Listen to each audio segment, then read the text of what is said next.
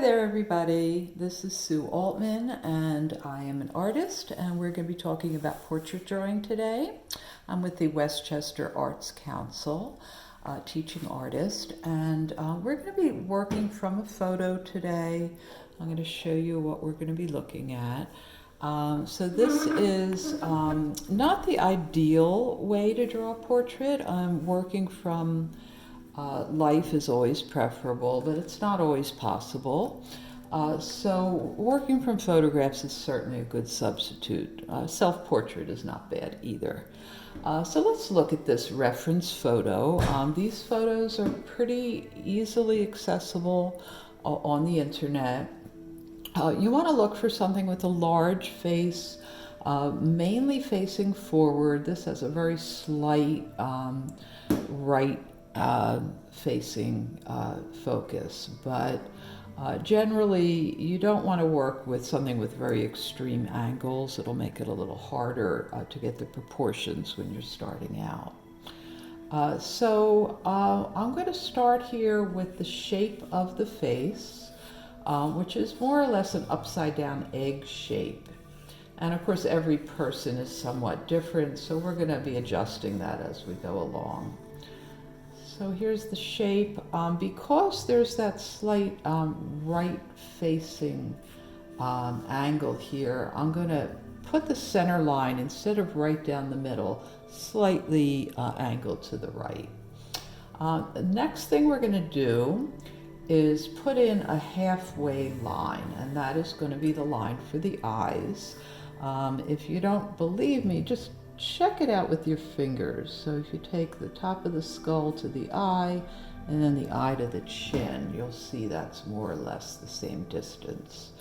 The eyes I'm just going to put in a vague kind of shape here where the eyes will go. We'll get into details later.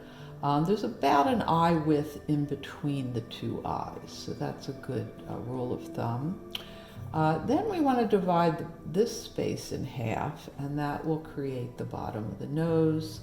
We'll just indicate that with a line right now. And then we have the mouth, which is a little above the center of this bottom third here. So we're also going to put in the hairline, which comes down from the top of the skull. And the hair often also comes off of the skull.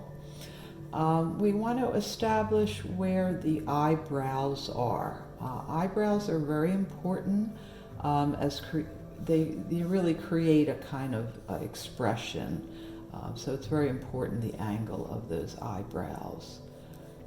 And we can see this one is arched a little bit more. There's a shadow. We're going to very gently put in areas of shadow around the eye. That's created by the socket of the eye. And that will help us establish the nose position as well as the eyebrow itself. So we have mainly above the eye, a little bit below that shadow. So let's start getting into some of the details of the eye itself. We have an eyelid, which has here two creases. One above the eye, one sitting right on the socket of the eye.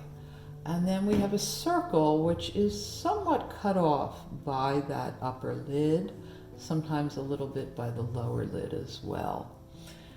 And then in the center of that, the dark pupil. And then if you want, you can put a little shading to create the color of the eye.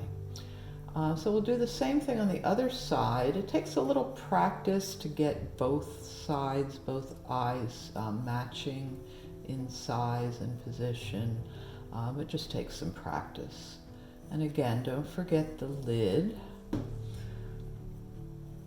and the pupil. And you don't have to go crazy with the eyelashes, just generally if you darken it a little bit, that creates that that illusion of lashes. So I see some more shading below the eye there. And the shadows actually extend right into the cheek area.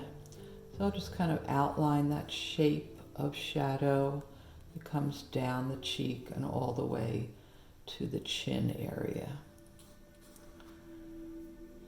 Okay, so let's move on. We'll go back to the eyes a little later, but right now let's move on to the nose. We don't see a lot of definition. Mainly what you're seeing is the curvature around the nostrils. This area is called the phalanges.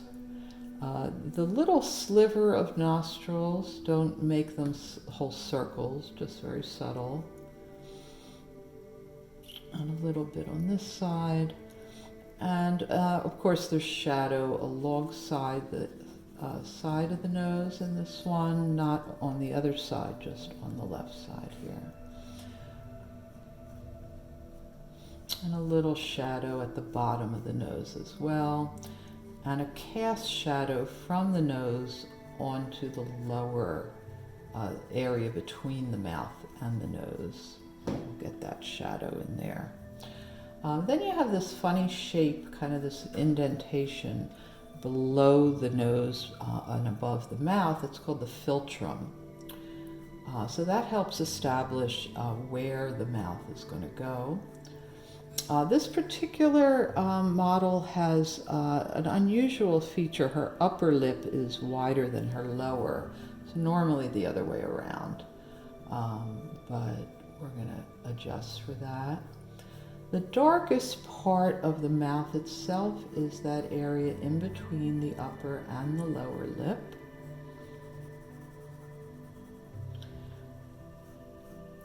And you see the lower lip is much lighter in value, but it does have a shadow cast from it onto the chin area.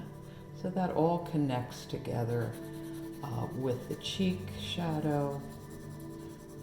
Bring that down and around, and she even has a little cleft in her chin we could put in there. I didn't talk about the neck yet. We want to establish the neck, and that's going to come right down here. It actually extends from behind the ear, but we won't really see the ear here. And then the shoulders are very important. A lot of beginners put the shoulders kind of at the bottom of the neck, but you can see they're actually coming up into the face area. So we'll put a shoulder here, a little bit lower on this side. And we're getting there. It looks a little strange without hair, so we'll put in some hair. And the hair covers over a good bit of the face. And we can refine the shape here of the face. And then just quickly get some darkness around it to suggest the hair.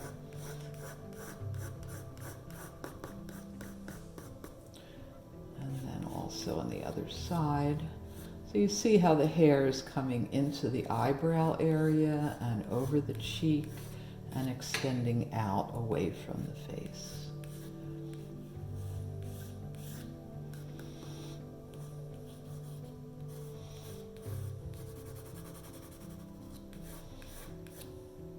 I'm doing this very quickly, of course. I would take a lot more care with it if I had more time to show you. So we can just establish very quickly her color line here, and then just kind of go back and make corrections as we go along. You know, it's always good to have an eraser handy. I like the kneaded erasers the best. We can get rid of some of those guidelines that we were using. You know, and then darken in some of the areas once we're sure of what we like what we have.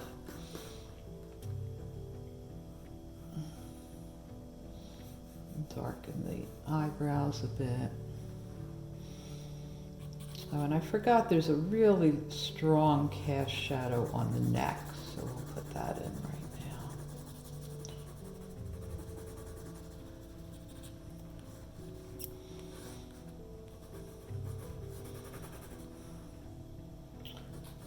now. Okay, so I think this is a pretty good guide to the basics of drawing from a photo. Make sure you have a good quality photo to start with.